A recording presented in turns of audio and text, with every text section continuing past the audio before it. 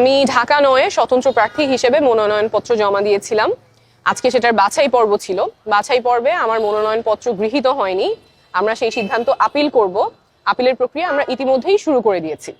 গ্রহণ না করার পেছনে নির্বাচন কমিশন যে কারণ দেখিয়েছে, আপনারা জানেন যে স্বতন্ত্র প্রার্থীর ক্ষেত্রে 1% ভোটারের স্বাক্ষর দিতে হয়। যা দরকার ছিল তার চেয়ে বেশি আমরা স্বাক্ষর জমা দিয়েছিলাম। সেখান থেকে তারা 10 জনের তথ্য ভেরিফাই করতে গিয়েছেন, 10 জনেরই সত্যতা তারা খুঁজে পেয়েছেন, কিন্তু এই 10 জনের মধ্যে 2 জনের ক্ষেত্রে তারা দেখেছেন তারা ঢাকা 9-এর ভোটার না, এবং এই 2 জনেরই জানার কোনো উপায় ছিল না তারা ঢাকা 9-এর ভোটার না। তারা জানতেন যে তারা ঢাকা 9-এর ভোটার। একজনের পকেটে যে এনআইডি কার্ড ছিল, সেই এনআইডি কার্ডের ঠিকানা অনুযায়ী উনি ঢাকা 9-এর ভোটার।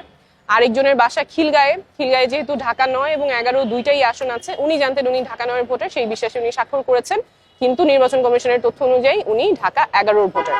এই দুইটা ব্যতিক্রম বাদে বাকি সবকিছু আমাদের তথ্য সঠিক ছিল। আমরা আপিল করব এবং আমরা যেই লড়াইয়ে নেমেছি, স্বচ্ছতা এবং জবাবদিহিতার রাজনীতি, সেই লড়াই আমাদের চালু থাকবে।